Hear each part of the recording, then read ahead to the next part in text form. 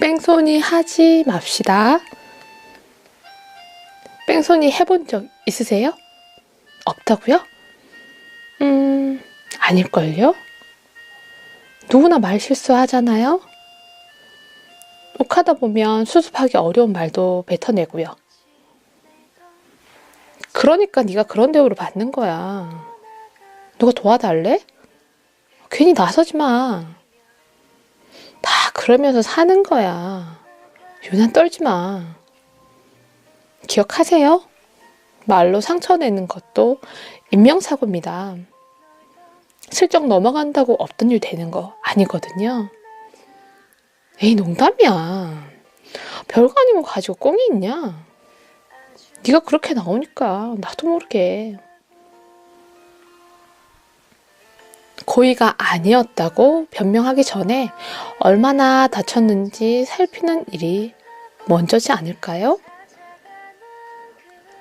아, 미안해. 그렇게까지 말하려던 건 아니었어.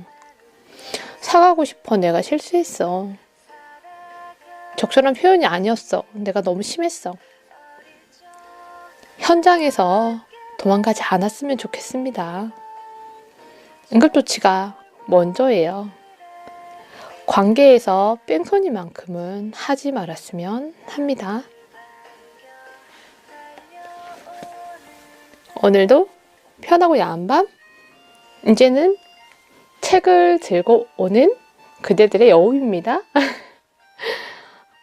또 한참 만에 왔습니다. 와야지 매번 생각은 하는데 정작 장판에만 붙으면 그렇게 영혼을 팔아버리네요. 오늘 제가 가지고 온 책은요, 김유나 씨님 지으신 슬기로운 언어생활이라는 책인데, 제가 가장 많이 추천을 했던 책이기도 하고요, 가장 많이 선물을 했던 책이기도 하고요, 그리고 가장 많이 제가 읽었던 책이기도 합니다. 책은 한 번 읽고 책장에 꽂아두면서 전시를 하는 게 아니고요, 오늘 내가 어떤 힘든 일 혹은 실수를, 잘못을 했을 때 저는 이 책을 꺼내서 아, 내가 이렇게 잘못을 한 거구나, 내가 이렇게 상처를 받았었구나 라고 생각을 하며 꺼내보는 책 중에 하나거든요.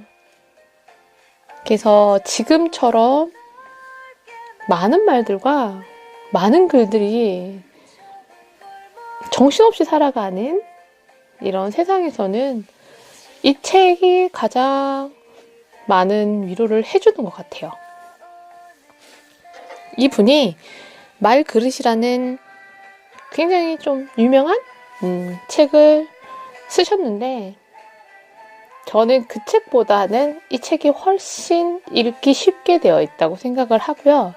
그리고 말그릇보다는 이 책이 더 많은 세대를 아우를 수 있는 책이라고 생각을 합니다. 제가 읽고 있는 이 책이 중학교 2학년? 그 애들한테 가서 읽히게 됐다 해도 충분히 이해 가능한, 많은 사람들이 같이 읽을 수 있는 그런 책은 참 좋은 책이거든요. 그래서 누가 읽어도 되는 책이기에 많은 사람이 읽기를 바라면서 저는 오늘도 이 책을 그대들에게, 그리고 제 지인들에게 소개를 하면서 위로받기를 바라고 있습니다. 김윤나 이분이요, 코칭 심리 전문가로 강연도 많이 다니시고요. 뭐 소개를 막 적어놨는데 되게 유명한 분이신가 봐요. 베스트 코치로 선정이 되기도 했다는데요. 어쨌든 되게 따뜻한 말을 이 책에서만큼은 따뜻한 마음과 따뜻한 말로 많이 위로를 해주시고 계시더라고요. 저는 청소년 심리를 공부를 하고 싶어서 계속 좀 공부를 더 해야겠다라고 생각을 하고 있는데, 이분처럼 말에 대한 심리학보다 저는 청소년 심리학에 더 관심이 많습니다. 여기서 슬기로운이라고 말을 하는 거는요. 얼마나 잘하는 말이냐가 중요한 게 아니고요.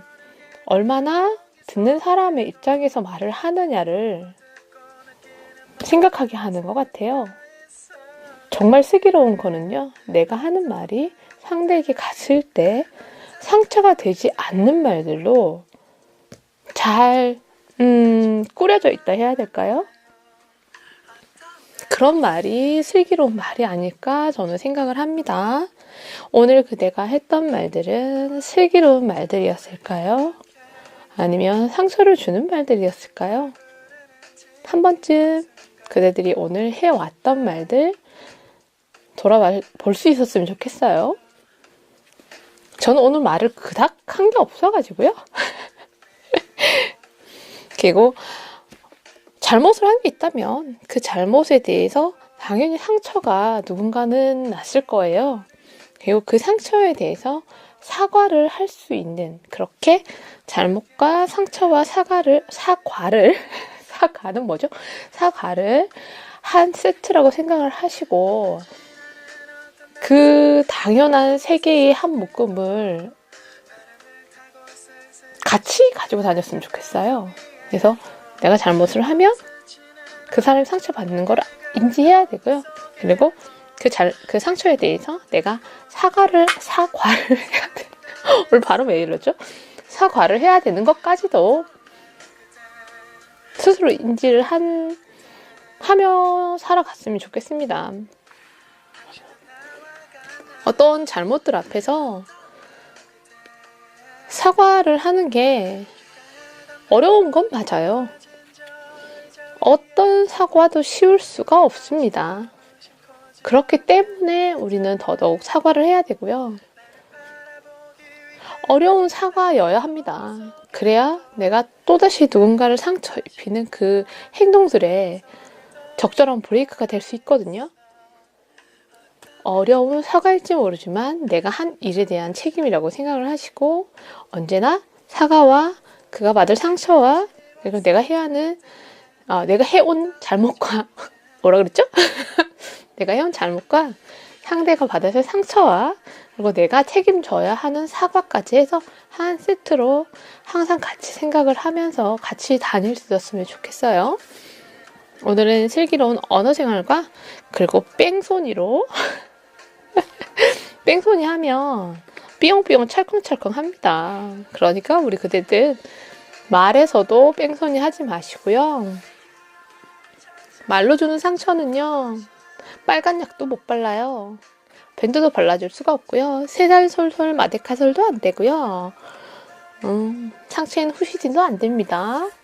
그러니까 해줄 수 있는 건 내가 진심으로 하는 그 사과 한마디 그거밖에 없거든요. 그러니까 뺑소니 치지 마시자고요.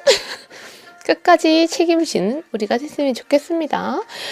요즘에 제가 책을 많이 보고 있는데 그중에 요즘 한창 빠져있는 게 있어요. 저도 남의 집 귀한 딸인데요 라는 책인데 4년차 며느리가 정말 착한 며느리고 싶었어요. 자기는 정말 좋은 며느리고 싶었는데 점점 이제 현실을 알아가는 거예요. 왜 며느리는 딸이 될 수 없다는 사실에 대해서 항상 우리들은 망각을 합니다. 내가 잘하면 어머니의 딸처럼 그렇게 한 식구가 이렇게 될 수 있을 거라고 생각을 하거든요. 근데 엄연히 달라요.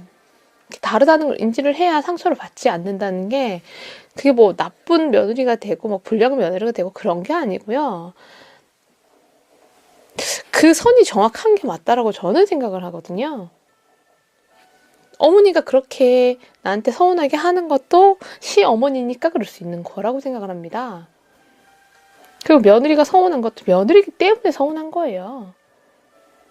엄마와 딸 사이는 그런 걸로 이렇게 틀어지거나 하진 않아요. 그리고 딸은 엄마한테 얘기를 해요. 서운하게 하면 엄마 말을 왜 그렇게 해? 라고 덤비죠. 근데 며느리는 시어머니한테 그렇게 덤빌 수가 없어요. 이미 거기서부터 차이가 나잖아요. 근데 어떻게 며느리가 딸이 될 수 있겠어요? 그거는 있을 수 없는 얘기입니다. 그리고 딸은 딸이고 며느리는 며느리라고 생각을 해야 서로가 넘지 말아야 할 선들을 지킬 수 있을 거예요. 우리 딸은 이렇게 하는데 우리 며느리는 왜 이렇게 못할까? 라고 생각을 하면 안 돼요. 우리 며느리는 우리 딸이 아니니까 못하죠. 거의 한평생을 같이 살아온 어머니가 낳아서 쭉 키워온 그 딸과 어떻게 하늘에 뚝 떨어지듯이 가족이 된 그 며느리가 같은 생각을 하고 같이 행동할 수 있겠어요? 지금 제가 하는 얘기는요, 저희 집 얘기거든요. 왜 그러냐면요, 저희 엄마가 정말 엄마가 소녀 같으시고 되게 마음이 좋으세요. 그래서 막 사랑과 전쟁에서 이렇게 나오는 그 시어머니들을 보면서 서슴없이 욕을 했었어요. 저희가. 왜냐면 우리 엄마가 저러지는 않을 거라고 생각했기 때문에 욕을 해도 된다라고 생각했어요. 그때는 엄마도 같이 욕을 했거든요. 왜냐? 남동생이 아직 결혼하기 전이었거든. 막 욕을 했어. 그랬는데 남동생이 결혼을 하고 나니까 우리 엄마가 사랑과 전쟁이 나오는 시어머니 같아졌어요. 진심을 다해서 저는 깜짝 놀랐거든요. 어떻게 우리 엄마가 저렇게 해? 라고 생각할 정도로. 왜냐면 저한테 우리 엄마는 그런 엄마가 아니거든요.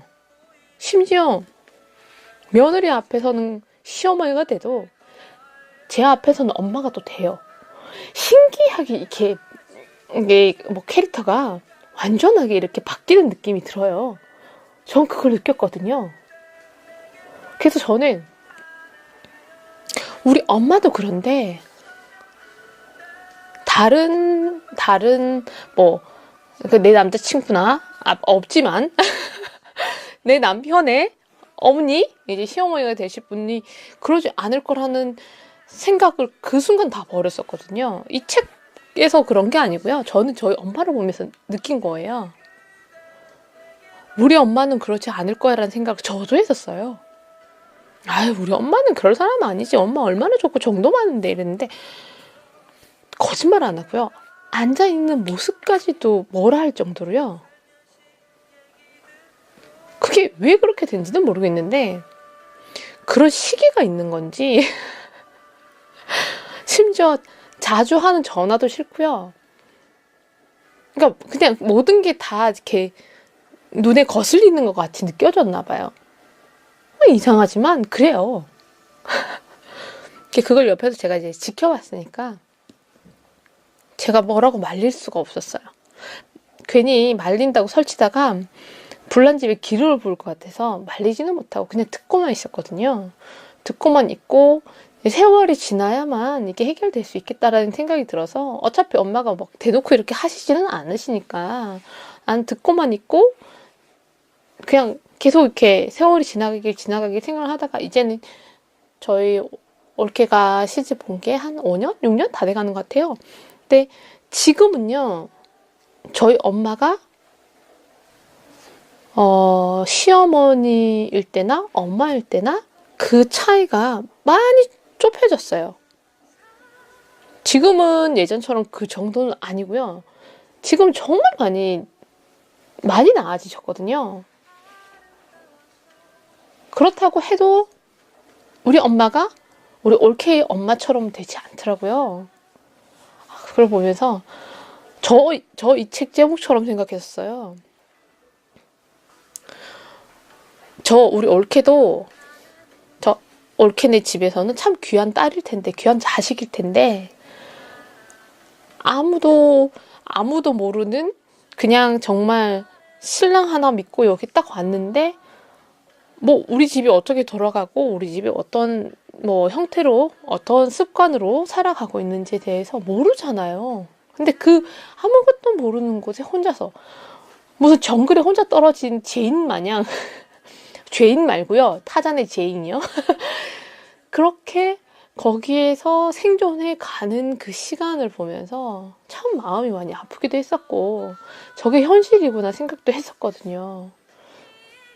설마 제가 이 책만 보고 이 책이 이렇게 팔랑귀처럼, 팔랑눈처럼 이래가지고, 아, 이렇게 무서운 게 시집이야 라고, 에이, 설마 그랬겠어요. 그리고 이 책에 나오는 게 되게 쫀득하게 잘 적혀 있다라고 생각을 하는 이유가 뭐냐면, 제가 지금까지 친구들에게 혹은 동생들에게 들어왔었던 이야기들을 참 표현을 잘 해놨더라고요.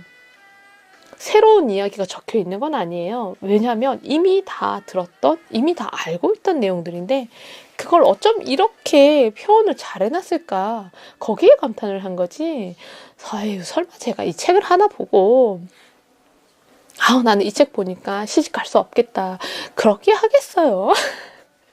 이 책을 보기 전에는 저는 시집도 무섭고 시댁도 무서웠어요. 왜? 우리 엄마를 봤으니까. 그리고 제가 만난 많은 사람들도 그렇지만, 제가 연애했던 그 전 남자 친구들도, 아이, 우리 엄마는 그러지 않을 거야 라는 말을 거짓말처럼 다 그렇게 하더라고요. 근데 아들에게는 엄마의 변신이 보이지 않아요. 우리 남동생도 우리 엄마가 시어머니인 모습을 보고도 별 반응을 안 했거든요. 그 차이를 못 느껴요. 그러니까 여자들만 알 수 있는 차이일 수도 있어요. 그러니까 이게 시누이라면 모를 수도 있을라나? 그건 모르겠는데, 저는 그냥 시누이로서 이렇게 바라본 게 아니고요. 같은 여자로서 이렇게 바라보니까 명백하게, 명명백백 정말 잘 보였거든요. 경악을 금치 못했거든요. 그 정글에서 살아남은 저희 올케를 저는 항상 아주 존경합니다. 어디에서 저렇게 용기가 났고, 어디에서 저렇게 에너지가 넘치는지. 지금도 여전히 보면 되게 올케가 저희 조그만해요. 156 정도 될라나? 이제 키가 그렇게 작은데 생명력이 최강입니다. 이 용기 없는 저보다 훨씬 용감하고요. 볼 때마다 감탄을 금치 못하게 하거든요. 그래서 저는 올케를 많이 위해주는 그런 시누이 역할을 맡기로 했습니다. 그래서 혼자서 뭔가를 하지 않게 하기 위해서 많이 애쓰고 있어요.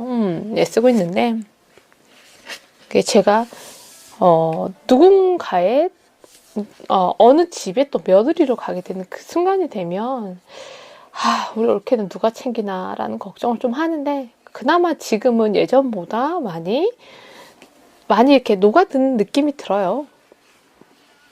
많이 걱정은 하진 않는데, 되게 재밌던 게 뭐냐면, 사위는 손님이에요. 그리고 사위는 대접을 해요. 근데 며느리는요, 사위 말을 잘못했어. 사위는 손님이기 때문에 오게 됐을 때 대접을 받아요. 아이고, 우리 사위 잘 왔네, 아이고, 우리 사위 먼 길 왔네 이러면서 닭도 잡아주고 뭐도 해주고 이렇게 대접을 받잖아요. 근데 며느리도 손님인데 며느리는 대접을 해야 해요. 웃긴데 그래요. 그래서 익숙하지 않은 부엌에서 익숙하지 않은 칼을 들고 굉장히 어색하게 과일을 깎아야 되고요. 익숙하지 않은 선반에서 익숙하지 않은 잔을 꺼내고, 익숙하지 않은 가스레인지에 익숙하지 않은 주전자를 들고 차를 끓여야 됩니다. 참 어려운 일인데, 결혼을 하게 되면 잘 지나가야 되는 일이고 잘 할 수 있어야 되는 일이긴 해요. 어려워요. 지금도 저는 어려워요. 그래서 언제쯤 저도 용기 백배 돼서 저희 올케처럼 씩씩하게 하늘에 뚝 떨어질 수 있을지 모르겠지만, 책은 정말 잘 썼더라고요. 그래서 한번 이렇게 서점에 가시면 한번 이렇게 들춰보세요. 이렇게 들춰서 뭐라고 적어놨나 한번 보시면 굉장히 흡입력이 강한 문장을 가지고 있어요. 보면서 얼마나 열심히 웃었던지. 그렇게 제가 책을 한 건 또 그분하고 제가 뭐 어떤 연관성이 있거나 뭐 제가 뭐 그 책을 냈거나 그분을 알거나 그렇지는 않아요. 그냥 정말 책을 잘 쓰셨다고 생각하기 때문에 얘기 드리는 거예요. 오해하지 마세요. 이 책 말고도요, 저는 책 많이 가지고 있기 때문에 또 앞으로도 잘 쓰여져 있는 책들 보면 그대들에게 이렇게 소개를 해줄 생각입니다. 제가 잘하는 건 그거니까요.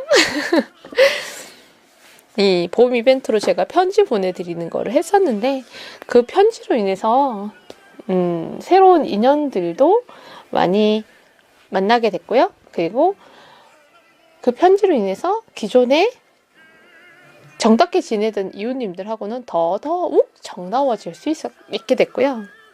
결국 이 봄 이벤트는 그대들을 위한 이벤트인 듯해 보였지만 저를 위한 이벤트가 아니었나라는 생각을 합니다.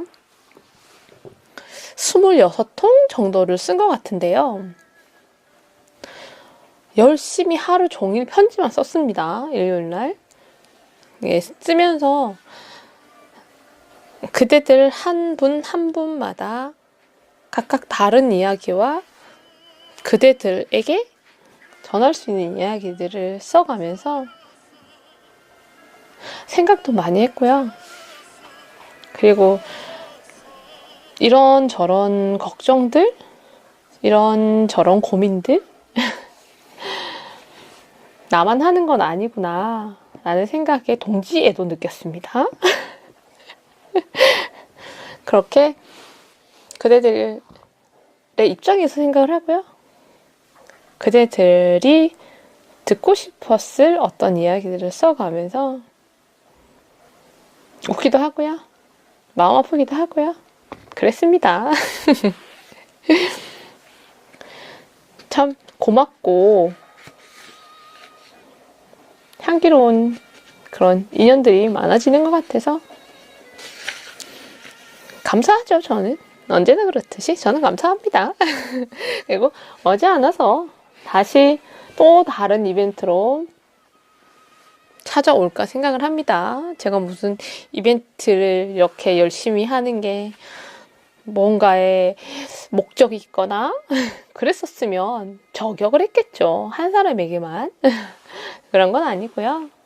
제가 할 수 있는 그 선 안에서 해드리는 건데 실제로 이렇게 주거나 받거나 하지 않는 한은 뭔가를 해드리기가 제약이 많아요.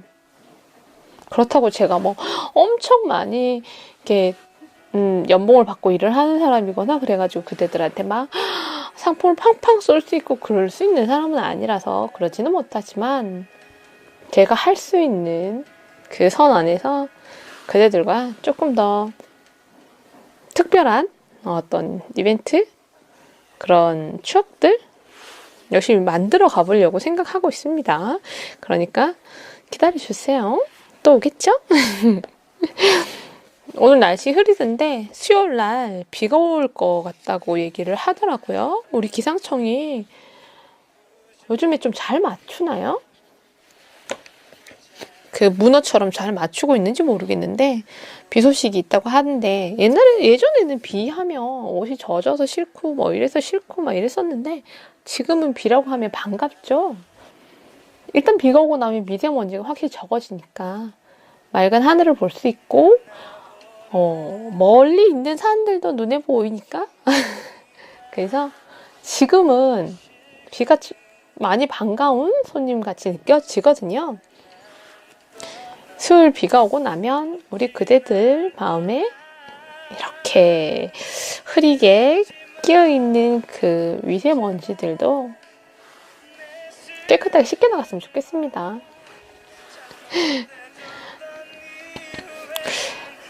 제가 오늘 준비한 이야기는 여기까지인데 음악이 어디까지 갔는지 제가 확인 한번 해볼게요.